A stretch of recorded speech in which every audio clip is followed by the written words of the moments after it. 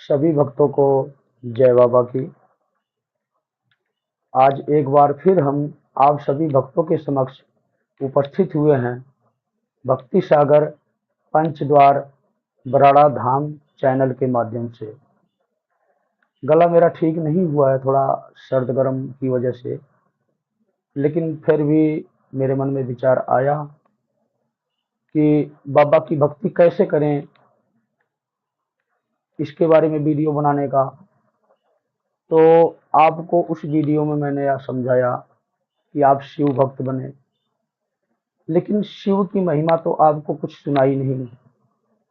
तो सोचा मैं कि क्यों ना शिव की जो हकीकत और असली महिमा है संक्षेप में आपके समक्ष रखूं मैं, ताकि आपको ये पता लग सके कि शिव कौन है और उनकी भक्ति अगर हम करते हैं, उनकी शरण में जाते हैं, तो हमें कितना बड़ा फायदा और कितना बड़ा लाभ होगा। या किसी अन्य देवी देवता की भक्ति करते हैं हम, तो फिर कितना हमें लाभ होता है। ये भी बताया था आपको कि दोनों मार्ग से हम शिव के पास ही पहुंचते हैं। शिव और शक्ति दोनों एक ही हैं। शक्ति से शिव उत्पन्न हुए, शिव से सृष्टि की रचना हुई, इसलिए संहारक शिव हुए। इस सृष्टि के संहारक शिव हुए और शिव के संहारक शक्ति, शक्ति के ही प्रतीक है शिव। इसलिए हम कहते हैं कि शिव और शक्ति के बगैर सृष्टि की रचना नहीं हो सकती, और ना ही सृष्टि की रचना ऐसे और किसी विधि विधान से हो सकती है। जब भी सृष्टि की रचना हुई तो शिव और शक्ति से ही हुई। शक्ति ने शिव की उत्पत्ति की, शिव ने सृष्टि की उत्पत्ति की। इसीलिए हम ये स्पष्ट रूप से बताना चाहते हैं आपको कि सृष्टि के संहारक शिव हैं और शिव के संहारक शक्ति हैं। जिसका उत्पत्ति हुई उसका एक ना एक दिन अंत होगा, वो शक्ति की इच्छा अनुसार ही होगा। अगर हम डायरेक्ट शिव की भक्ति करते हैं, इससे उत्तम मार्ग नहीं कोई होता है। सबसे बड़ा मार्ग, सबसे उत्तम भक्ति शिव की भक्ति है। जो व्यक्ति शिव की शरण में चला जाता है, समझ लो उसको मोक्ष की प्राप्ति हो चुकी। सिर्फ जाने मात्र से ही मोक्ष की प्राप्ति हो गई। अगर आप किसी शिव की शक्ति से जुड़े हुए हैं, किसी भी शिव की अन्य शक्ति की भक्ति आप करते हैं, जैसे अन्य प्रकार के देवी देवता, विष्णु, उनके अवतार हो गए श्री राम जी, कृष्ण जी, और हनुमान अवतार या दुर्गा अवतार, या किसी भी दैविक शक्ति, किसी माता शक्ति का अवतार, अनेकों देवी देवता हैं। ये सब शिव के ही अंश हैं, उन्हीं की शक्तियों के अंश हैं। मार्ग हमारा वहीं जाता है। लेकिन अगर हम किसी को माध्यम बनाकर भक्ति करेंगे तो हमें थोड़ा देरी होती है। सिर्फ इतना ही फर्क है। अगर हम डायरेक्ट शिव की भक्ति करते हैं तो हम सीधा मोक्ष को प्राप्ति होते हैं। अगर किसी को माध्यम बनाकर भक्ति करते हैं तो हो सकता है कि हमें अगले जन्म दोबारा फिर तैयारी करनी पड़े। अगला जन्म हमारा दोबारा से फिर निर्धारण हो सकता है, क्योंकि विष्णु के विधान में नवे जन्म को ही मुक्तिदाता बोला गया है। मुक्ति का मार्ग दिखाना, यानी कि आत्मा को शुद्ध कर नवे जन्म के लिए भेजना, जिसको हम कहते हैं मुक्ति। और जो मोक्ष शब्द है, मोक्ष शब्द सिर्फ शिव के पास है। मात्र एक शिव ही है जो मोक्ष की प्राप्ति करवा सकता है, जन्म मरण से मुक्ति दिलवा सकता है। शिव की महिमा इतनी ही अपार महिमा है कि जिसके बारे में वर्णन करना मुश्किल है। मैं अपनी भाषा में भी आपको नहीं समझा सकता शिव कौन है। अब आपके मन में यह भी सवाल चल रहा होगा, शिव शक्ति से उत्पन्न हुए तो हम शक्ति की भक्ति क्यों ना करें। ये मूर्खतापूर्ण सवाल है। वो इसलिए कि शक्ति एक ऐसी दैविक शक्ति है, उसने ही अपना एक दूसरा स्वरूप तैयार किया है। और सृष्टि की रचना की है। वो कभी भी अपनी पूजा नहीं करवाना चाहती। वो इसलिए कि आप डायरेक्ट उसकी पूजा करोगे तो सृष्टि रचने का कोई माध्यम ही नहीं रह गया, कोई वजूद ही नहीं रह गया, कोई प्रमाण ही नहीं रह गया। इसलिए हमें मोक्ष की प्राप्ति सिर्फ शिव के पास मिलती है और किसी भी अन्य देवी देवता के पास नहीं प्राप्ति होती है। भक्ति करने का हमें पूर्ण अधिकार है। हम किसी भी देवी देवता की भक्ति कर सकते हैं और मन इच्छा वरदान और फल की प्राप्ति कर सकते हैं, लेकिन मोक्ष, जन्म मरण से मुक्ति ये सिर्फ शिव दिलाएंगे। क्यों दिलाएंगे? उन्होंने सृष्टि की रचना की है, वही इसके संहारक हैं। वही ये फैसला लेंगे कि आपको नवे जन्म के लिए भेजना है या नहीं भेजना है।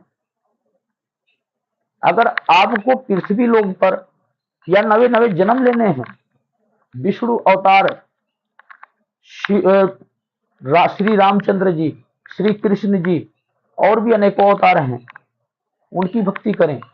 किसी दैविक शक्ति की भक्ति करें, जैसे माता दुर्गा, माता वैष्णो देवी, माता काली जी या और भी अनेकों देवियां हैं।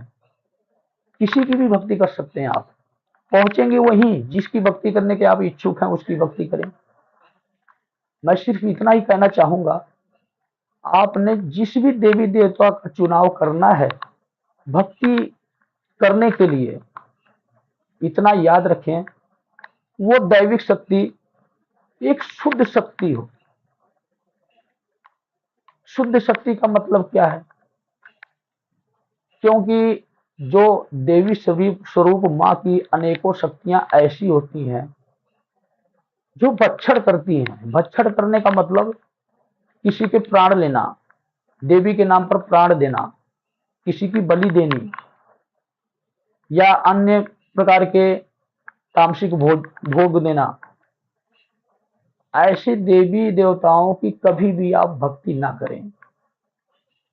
ये सब विधान कहां से शुरू हुआ है? ये सब तांत्रिक प्रक्रिया है। इस कर्मों को करके हम हमेशा नरक की तरफ अपने कदम आगे को बढ़ाते हैं। हमें तो एक ऐसे मार्ग पे चलने की आवश्यकता है जो एक सादगी भरा हो, भावपूर्ण हो, भक्ति भाव से डूबा हुआ हो, जिसमें सिर्फ परमात्मा की प्राप्ति हो। अगर हम कोई भी ऐसी शक्ति की पूजा कर रहे हैं जिसको हमें बलि देने की आवश्यकता होती है, खून देने की आवश्यकता होती है, आज हमें पता है हम दे रहे हैं, हमारे जीवन काल में ही हमारे बच्चे उस रास्ते पर नहीं चल पाते हैं, वहां ये शक्तियां बहुत ही ज्यादा दुष्प्रभाव डालती हैं। जीना मुश्किल हो जाता है। सिर्फ एकमात्र भक्ति का मार्ग एक ऐसा मार्ग है, अगर आप उस रास्ते पर चलेंगे तो आप स्वयं ईश्वर को प्राप्त कर सकते हैं बिना किसी मंत्र सिद्धि के। अगर आपको मंत्र सिद्धि की आवश्यकता है वो भी मैं दूंगा, लेकिन भक्ति मार्ग पे चलने के लिए उससे जुड़े हुए जो मंत्र होंगे वही मंत्र दूंगा। तांत्रिक प्रक्रिया वाले मंत्र मैं कभी भी किसी भी व्यक्ति को नहीं दे सकता। मेरे पास वो सब कुछ है, किसी भी चीज की कमी नहीं है मेरे पास, लेकिन विधि के विधान के नियमों के खिलाफ जाना ये किसी भी कानून में नहीं होता है, चाहे हम इंसानों का बनाया हुआ कानून हो या स्वयं उस परम पिता परमात्मा का बनाया हुआ कानून। कानून तो कानून है। इसलिए मैं यही कहता हूं, आप सभी भक्तों को निवेदन करता हूं, भक्ति मार्ग से प्राप्त परमात्मा को पाने की कोशिश करो। शिव की शक्ति के भक्त बनो, शिव के भक्त बनो। एक ऐसा मार्ग चुनो जिस मार्ग पर चलकर हमारे जीवन में कोई समस्याएं ही ना हो। शिव ही एक ऐसी शक्ति है जो हमें मोक्ष की प्राप्ति करवा सकती है। क्योंकि आपने देखा होगा आज की दुनिया में क्या चल रहा है। धर्म के नाम पर पाखंड, एक दूसरे को लोग भ्रमित कर रहे हैं। कोई ग्रंथ को उठाकर प्रमाणित कर रहा है तो कोई ग्रंथ को गलत बता रहा है, कोई कबीर पंथी चला रहा है तो कोई राधे राधे जपवा रहा है, कोई सीताराम जपवा रहा है। कोई ऐसा भी है जो ओम नमः शिवाय की धुन चलवा रहा हो? हैं, ऐसे लोग भी हैं, लेकिन उनके पास बहुत कम लोग जाते हैं, क्योंकि वो तांत्रिक प्रक्रिया के लोग नहीं हैं। सही मार्ग पर हम और आप खुद नहीं चलना चाहते हैं।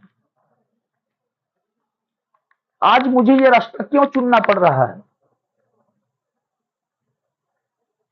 मैं क्यों आप लोगों से ये बार बार समझा रहा हूं? सिर्फ मेरा एक ही स्वार्थ है कि मैं अपने गुरु के आदेशों का पालन कर रहा हूं, बाबा श्री त्रिलोक भारती जी के आदेशों का पालन कर रहा हूं। मैं किसी से भयभीत नहीं होता हूं। मेरे ऊपर मेरे गुरु का आशीर्वाद है और उसके साथ साथ मैं खुद इस पृथ्वी पर अवतार लिया हूं। कलयुग को रोकने के लिए एक छोटा सा सहयोग करना है मुझे। कलयुग को खत्म नहीं करूंगा मैं, क्योंकि मेरा कोई वजूद नहीं है। मैं एक छोटा सा प्राणी हूं, एक छोटा सा ही अवतारी हूं, शिवगण हूं, शिव शक्ति हूं, शिव का भगत हूं। ज्यादा मैं परिचय नहीं देना चाहता। ये परिचय आप सभी भक्तों के लिए नहीं है। ये परिचय मैं किसी और ही अन्य प्राणियों को दे रहा हूं। और ये परिचय ही नहीं है मेरा, ये मेरी चेतावनी है उन लोगों के लिए जो गलत रास्ते पर चल रहे हैं। धर्म के नाम पर पाप की कमाई कर रहे हैं। क्या नहीं है तुम्हारे पास? इतने धन दौलत होने के बावजूद भी गलत कार्य कर रहे हो।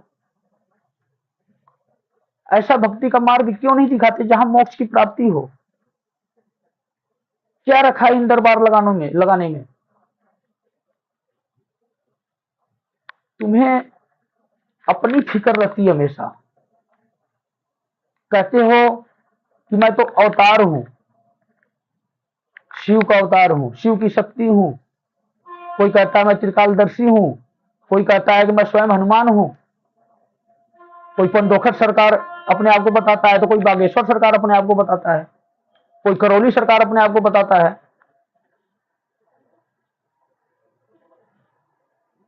क्या रखा है इन दरबारों में?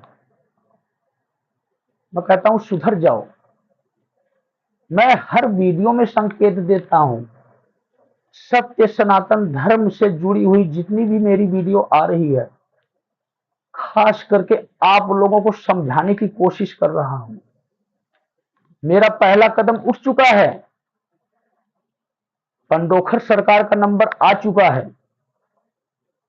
कुछ समय बाद ही सारी शक्तियां, सारी कृपा दृष्टि नष्ट हो जाएगी। ये क्या है सब?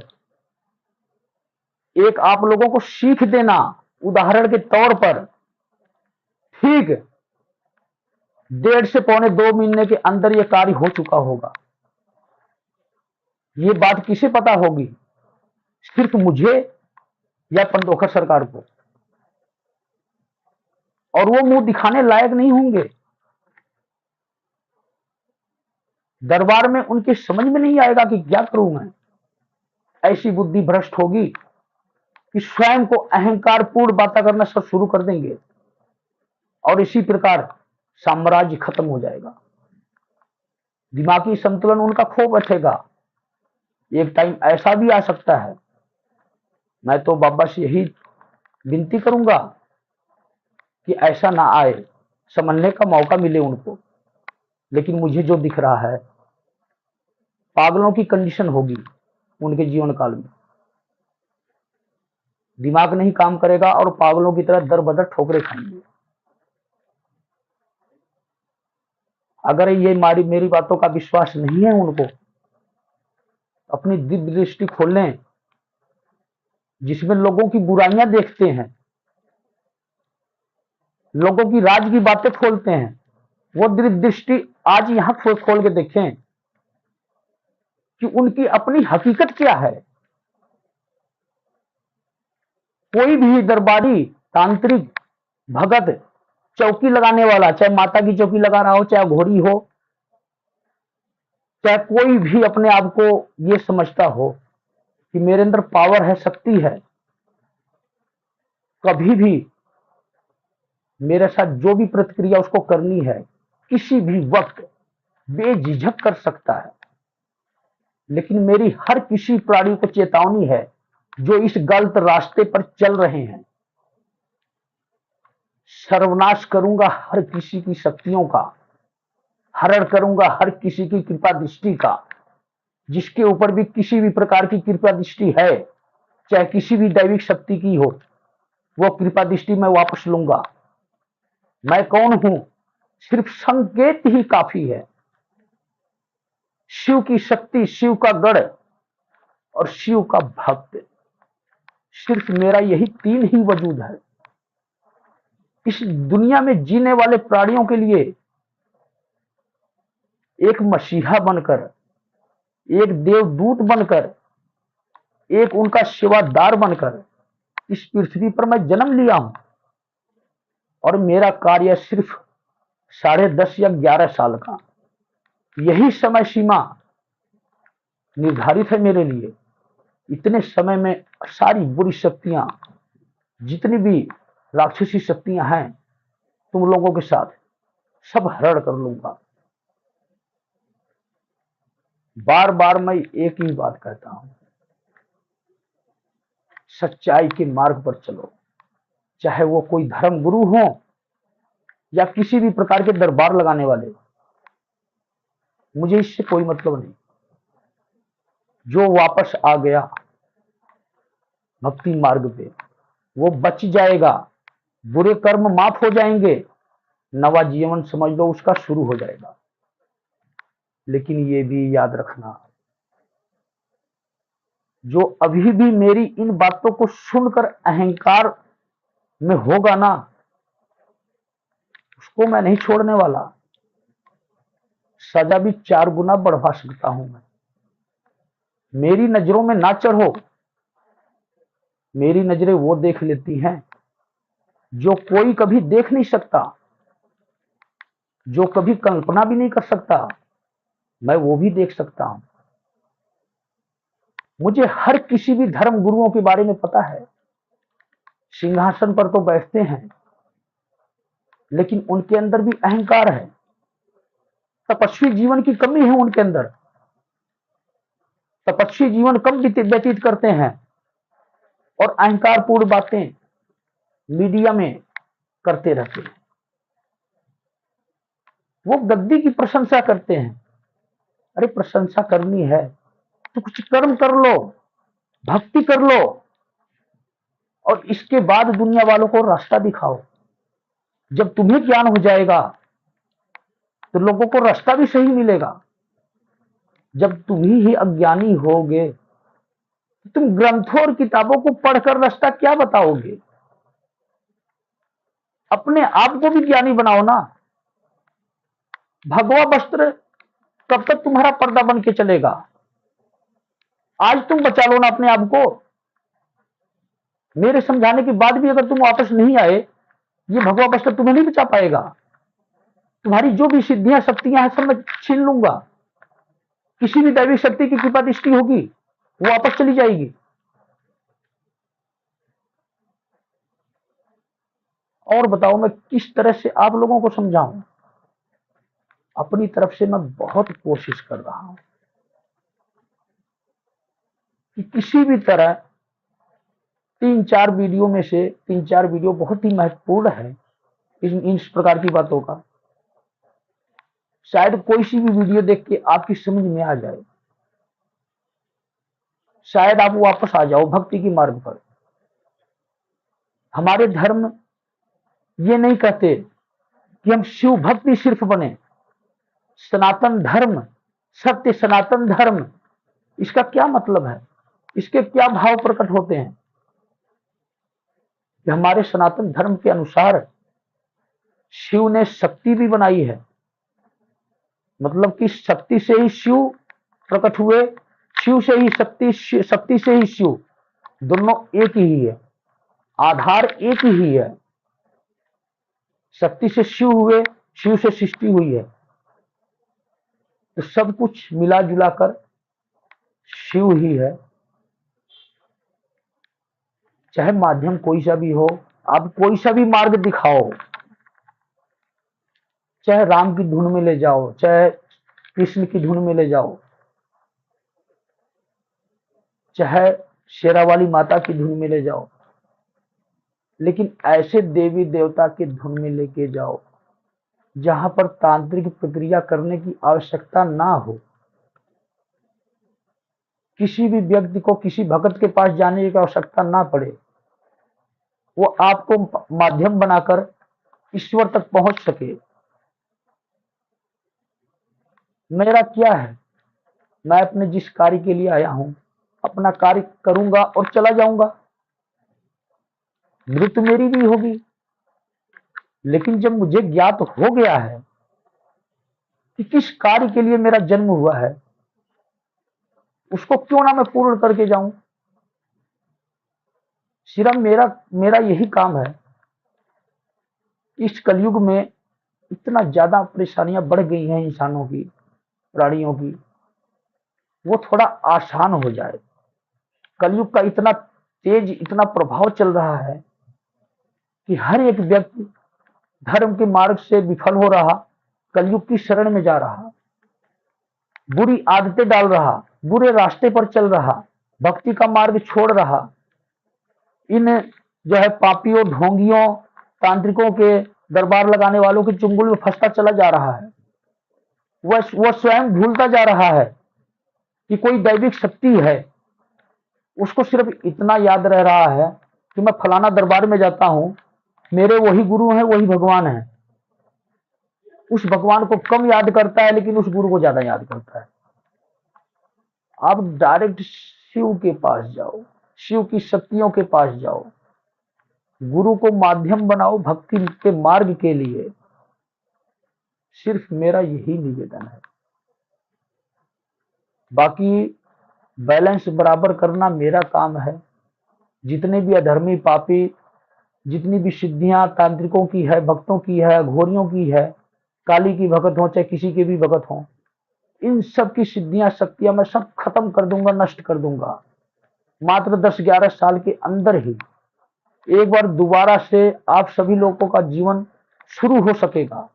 और उसको अगर आप इसी दौरान सही तरीके से भक्ति मार्ग पर चलना शुरू कर देंगे तो आपके आगे बच्चों का जीवन और आने वाली पीढ़ी का बहुत ही सुधार हो जाएगा, क्योंकि वो परमात्मा से जुड़े हुए होंगे तो उनके जीवन में समस्याएं नहीं आएंगी, कलयुग का प्रभाव नहीं लगेगा उन पर, बचे रहेंगे कलयुग की वजह से। सिर्फ मेरा यही उद्देश्य है। ऐसी जानकारियां आपको किसी ग्रंथ में नहीं मिलेंगी, किसी किताब में नहीं मिलेंगी, ना ही मैं कोई सी भी जानकारी आपको अपनी तरफ से जोड़कर बता रहा हूं। मुझे भी इस बात का ज्ञान नहीं है। ये जो जानकारी आपको मिल रही है, जो सत्य है, वही जानकारी आपको मिल रही है। मुझे इससे नहीं मतलब है कि ग्रंथ में क्या लिखा हुआ है किस देवी देवता के प्रति, ना मैंने पढ़ा है, लेकिन मेरी जानकारी एक सत्य जानकारी है और ये अहंकार नहीं है। अगर आप भक्ति करेंगे, उस भक्ति की चरम सीमा पर पहुंचेंगे तो आपको स्वयं पता लग जाएगा कि गुरु जी ने सत्य बताया या झूठ बताया। क्योंकि शिव के नाम पर अनेकों मंथन हुए हैं, हर किसी ने अपना अलग अलग विचार दिया।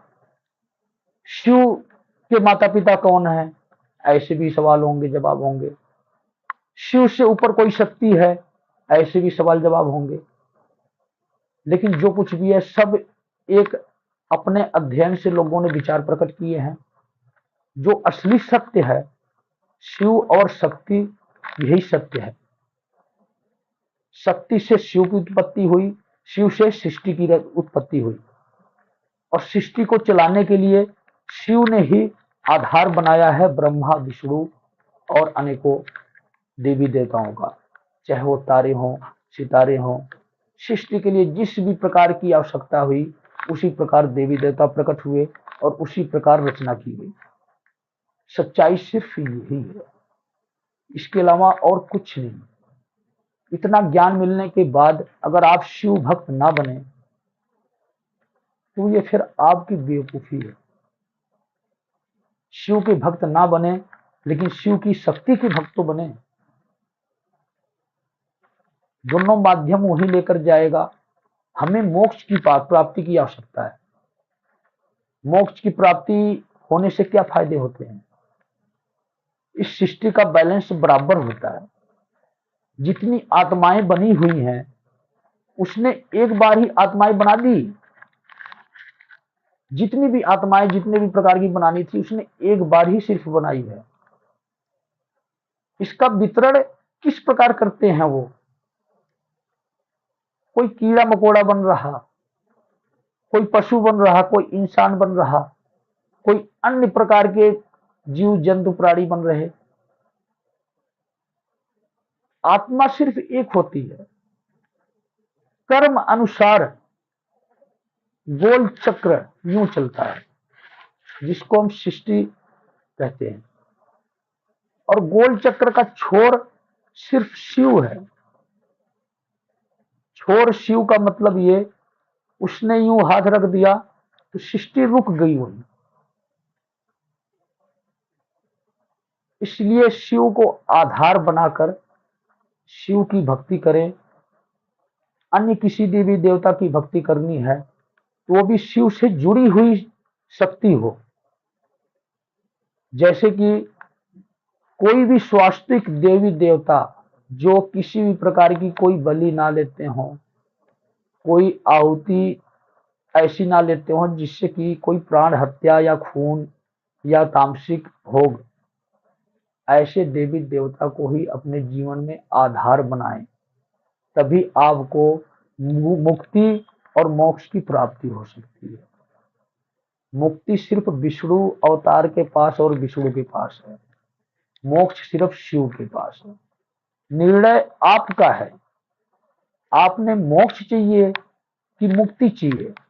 मुक्ति का मतलब है दोबारा जन्म होना, मोक्ष का मतलब है जन्म मृत्यु से मुक्ति पाना। तो आज के लिए इतनी ही जानकारी। सबसे पहले मैं अपने गुरुदेव बाबा श्री त्रिलोक भारती जी के चरणों में प्रणाम करना चाहता हूँ। इसके बाद अपने आराध्य देव महादेव के चरणों में प्रणाम करना चाहता हूँ। अब सभी भक्त मेरे साथ ये बोलें कि हर हर महादेव, हर हर महादेव।